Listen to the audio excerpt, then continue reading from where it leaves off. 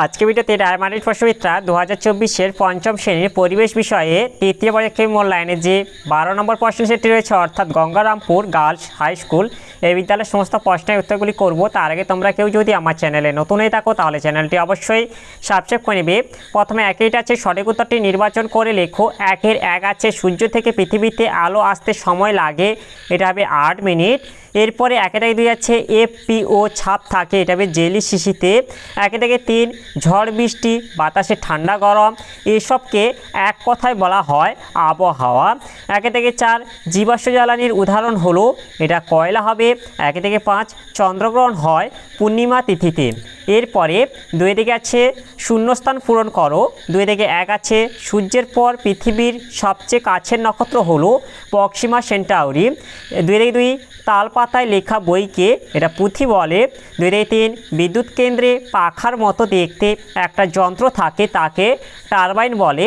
2 থেকে 4 এটা হবে 5ই জুন তারিখে বিশ্ব বয়স্ক অবমাননা প্রতিরোধ দিবস পালন করা হয়। এরপরে 2 থেকে 5 আছে টেলিস্কোপ তৈরি করেন গ্যালিলিও গ্যালিলি। এরপরে 3 থেকে আছে বাম স্তম্ভের সঙ্গে ডান স্তম্ভ মেলাও। বাম স্তম্ভে 3 থেকে 1 আছে পথের পাঁচালী, এটা হবে বিভূতিভূষণ বন্দ্যোপাধ্যায়। 3 থেকে 2 কয়লা খনি, এটা হবে রানীগঞ্জ। 3 থেকে 3 সুমেকা লেভি, এটা হবে ধূমকেতু। 3 থেকে 4 জেব্রা ক্রসিং, এটা হবে সাদা কালো রাস্তা। 3 থেকে 5 মরুভূমির উদ্ভিদ, এটা হবে ফণিমনসা। এরপরে 4 থেকে আছে 2-1টি বাক্যে উত্তর দাও যে কোনো 10টি। 4 থেকে 1 আছে সুনামি কত সালে হয়েছিল। সুনামি 2004 সালে হয়েছিল। 4 থেকে 2 পূর্বাভাস কাকে বলে। কোনো ঘটনার সম্ভাবনাকে আগে থেকে জানানোকে পূর্বাভাস বলে।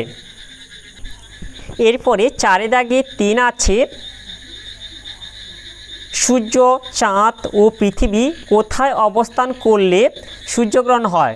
সূর্য, চাঁদ ও পৃথিবী এক সরলরেখায় অবস্থান করলে সূর্যগ্রহণ হয়। 4 থেকে 4 অধিক জনসংখ্যার একটি সমস্যা লেখো। অধিক জনসংখ্যার একটি সমস্যা হলো খাদ্যের সংকট। 4 থেকে 5 মরা কোটাল কোন তিথিতে হয়। মরা কোটাল সপ্তমী ও অষ্টমী তিথিতে হয়। 4 থেকে 6 ক্যাথিড্রাল কি।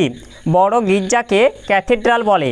এরপরে 4 থেকে 7 আছে পৃথিবীকে প্রদক্ষিণ করতে চাঁদের কত সময় লাগে। পৃথিবীকে প্রদক্ষিণ করতে চাঁদের 29.5 দিন সময় লাগে।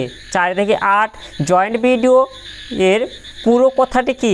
জয়েন্ট ভিডিও এর পুরো কথাটি হলো যুগ্ম সমষ্টি উন্নয়ন আধিকারিক। এরপরে 4 থেকে 9 আছে আয়লা কত সালে হয়েছিল। আয়লা 2009 সালে হয়েছিল। 4 থেকে 10 কত সালে হাওড়া থেকে হুগলি পর্যন্ত ট্রেন চালু হয়।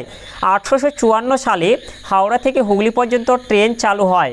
4 থেকে 11 পানসি কাকে বলে। এর উত্তরটি হলো পানসি হলো লম্বাটে ধরনের হালকা ডিঙি নৌকার মতো জলযান, এতে পাল খাটানো থাকে। পালে হাওয়া লাগলে এগুলি খুব জোরে যেতে পারে। এরপরে 5 থেকে আছে 2-3টি বাক্যে উত্তর দাও যে কোনো 5টি। 5 থেকে 1 আছে হড়পা বান কাকে বলে। এর উত্তরটি হলো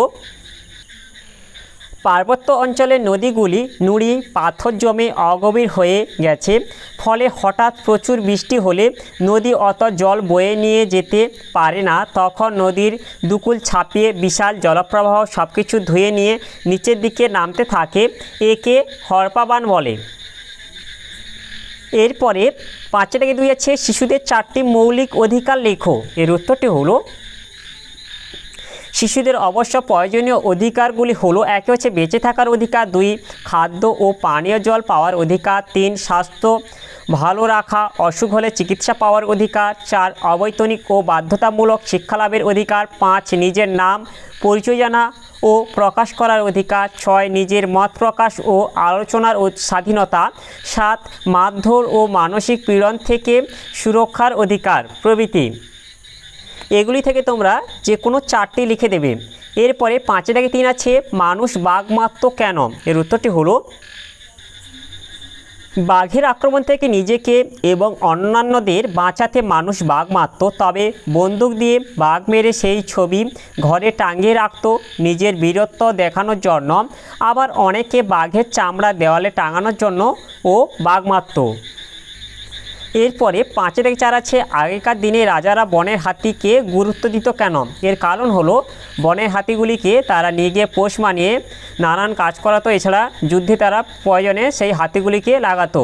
এরপরে 5 থেকে 5 আছে গৌণ জোয়ারের 12 ঘন্টা 26 মিনিট পরে কেন মুখ্য জোয়ার হয়? এর উত্তরটি হলো, এই যে এখানটা তোমাদের আছে মুখ্য জোয়ারের 12 ঘন্টা 26 মিনিট পর গৌণ জোয়ার হয় কেন। এটি তোমাদের প্রশ্নটি উল্টো করে দেওয়া আছে, এটা লিখলে হবে যে পৃথিবী নিজ অক্ষের চারপাশে ঘুরছে এবং চাঁদ পৃথিবীর চারপাশে ঘুরছে। পৃথিবী নিজ অক্ষের চারপাশে এক পাক ঘোরে 24 ঘন্টায়, তাই পৃথিবীর যে অংশে চাঁদের আকর্ষণে মুখ্য জোয়ার হয় সেই অংশে 24 ঘন্টা পর আবার মুখ্য জোয়ার হওয়ার কথা, কিন্তু এই 24 ঘন্টা চাঁদ তার কক্ষপথে কিছুটা এগিয়ে যায়, ফলে মুখ্য জোয়ার ঘটা স্থানটি চাঁদের সামনে আসতে আরও 52 মিনিট সময় বেশি নেয়। এই কারণে দুটি মুখ্য জোয়ারের মধ্যে সময় ব্যবধান 24 ঘন্টা 52 মিনিট এবং মুখ্য জোয়ার এর 12 ঘন্টা 26 মিনিট পরই গৌণ জোয়ার হয়। এরপরে 5 থেকে 6 আছে সপ্তমী ও অষ্টমী তিথিতে জোয়ারের জল বেশি ওঠে না, এই জোয়ারকে কি বলে? একে হচ্ছে মোরা কোটাল বা মোরা জোয়ার বলে।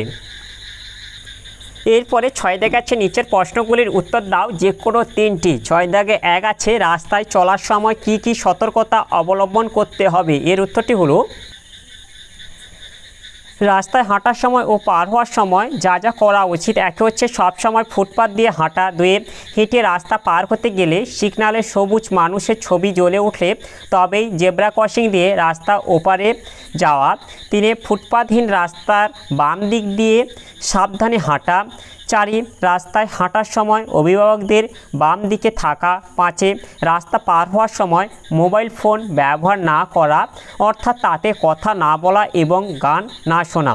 6 রাস্তা পারাপারের জন্য ফুটব্রিজ ও সাবওয়ে থাকলে তা ব্যবহার করা। 7 রাস্তায় অন্যমনস্কভাবে না চলা এবং রাস্তায় ছোটাছুটি না করা। 8 বন্ধুদের সঙ্গে গল্প করতে করতে অসতর্কভাবে রাস্তায় না হাঁটা। 9 রেলগেট বা লেভেল ক্রসিং খোলা থাকলে তবেই সেখান দিয়ে রেললাইন পার হওয়া উচিত। 10 বাঁকের মুখে সব দিক ভালোভাবে দেখে তবেই রাস্তা পেরোতে হবে। 11 রাস্তা পার হওয়ার সময় কোনো আড়াল থাকলে সেই স্থান দিয়ে পার না হওয়া উচিত। এরপরে 6 থেকে 2 যেটা আছে সূর্যকে সকল শক্তির উৎস বলা হয় কেন? এর উত্তরটি হলো, সৌরশক্তিকে ব্যবহার করে পৃথিবীতে প্রাণের সৃষ্টি হয়েছে। সৌরশক্তি উদ্ভিদের খাদ্য তৈরির মূল রসদ। জীবাশ্ম জ্বালানিতে যেমন হচ্ছে কয়লা, পেট্রোলিয়াম প্রভৃতি যে প্রচুর শক্তি নিহত থাকে তার মূল উৎস সূর্য। সৌরশক্তি দ্বারা বর্তমানে আলো জ্বালানো, পরিবহন যান চালানো, যন্ত্রপাতি চালানো সব বিভিন্ন কাজকর্ম করা হয়, তাই পৃথিবীতে সমস্ত শক্তির উৎস হলো সূর্য। এরপরে 6 থেকে 3 যেটা আছে শিক্ষিত মানুষকে কেন দেশের সম্পদ হিসেবে বিবেচনা করা হয়? এর উত্তরটি হলো, সত্যিকারের শিক্ষিত মানুষ দেশের সম্পদ, কারণ তারা সমাজের অন্যের কথা ভাবেন ও বোঝেন, কাউকে ছোট মনে করেন না, কাউকে ঘৃণা করেন না এবং পরিবেশেরও যত্ন করেন।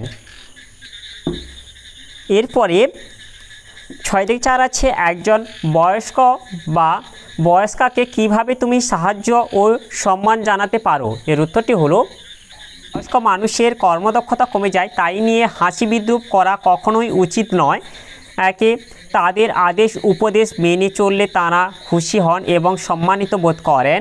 2 আমরা বয়স্ক মানুষদের বিভিন্ন কাজে সাহায্য করতে পারি। 3 বয়স্ক মানুষদের সুখ দুঃখ সমানভাবে ভাগ করে নিতে পারি। 4 বয়স্ক মানুষদের কাছ থেকে তাদের ছোটোবেলার নানান গল্প শুনে ওনাদের আনন্দ দেওয়া যায়। 5 পয়লা অক্টোবর বিশ্ব বয়স্ক দিবস এবং 5 জুন বিশ্ব বয়স্ক অবমাননা প্রতিরোধ দিবস বাড়িতে পালন করে বাড়ির বয়স্কদের শ্রদ্ধা সম্মান জানাতে পারি। এরপরে 6 থেকে 5 যেটা আছে অ্যাসিড বৃষ্টি কাকে বলে? এর প্রভাব লেখো। এর উত্তরটি হলো, অ্যাসিড বৃষ্টি বৃষ্টির জল বায়ুতে অবস্থিত বিভিন্ন বিষাক্ত গ্যাসের সঙ্গে মিশে অ্যাসিড সৃষ্টি করে ভূপৃষ্ঠে ঝরে পড়ে। একে অ্যাসিড বৃষ্টি বা অম্লবৃষ্টি বলে। অ্যাসিড বৃষ্টির প্রভাব, এক হচ্ছে মানুষের ত্বকের রোগ দেখা দেয়, দুয়ে চুনাপাথর বা মার্বেল দিয়ে তৈরি সৌধ বা স্থাপত্যের ক্ষতি হয়, ঔজ্জ্বল্যতা হ্রাস পায়, স্টোন ক্যান্সার দেখা যায়, তিনে গাছের পাতা কালো হয়ে যায় যার ফলে অঙ্কুরোদ্গম ব্যাহত হয়, চারে মাটির উর্বরতা হ্রাস পায়, পাঁচে পুকুর হ্রদের জল আম্লিক হয়ে জলজ প্রাণী মারা যায়। এরপরে সাথে দেখা যাচ্ছে জলচক্র কাকে বলে, চিত্র অঙ্কন করো। সূর্যের তাপে পুকুর নদী সমুদ্রের জল বাষ্প হয়ে উপরে উঠে যায়, উপরে উঠে ঠান্ডা হয়ে মেঘে পরিণত হয়, মেঘ থেকে বৃষ্টি রূপে জল পুকুর নদী সমুদ্রে ফিরে আসে, সূর্যের তাপে আবার পাহাড়ের মাথায় সঞ্চিত বরফ গলে জল এবং পরে বাষ্প হয়ে উপরে উঠে যায়। এইভাবে জল কখনো মেঘে, কখনো বৃষ্টি, আবার কখনো বরফরূপে আকাশ আর পৃথিবীর মধ্যে ক্রমাগত ঘুরে চলেছে, একে জলচক্র বলে। এই যে তোমাদের পাশে জলচক্রের চিত্র দেওয়া আছে, তোমরা দেখে নাও। তাহলে আজকের ভিডিওতে আমরা পঞ্চম শ্রেণী পরিবেশ বিষয়ে যে 12 দাগে গঙ্গারামপুর গার্লস হাই স্কুল এ বিদ্যালয়ের সমস্ত প্রশ্নের উত্তরগুলি শেষ করলাম। আর আমার পরবর্তী ভিডিওগুলি আরও তাড়াতাড়ি পাওয়ার জন্য অবশ্যই চ্যানেলটাকে সাবস্ক্রাইব করে নেবে। আর এই ভিডিওটি ভালো লাগলে ভিডিওটিকে অবশ্যই লাইক, কমেন্ট ও শেয়ার করে দেবে।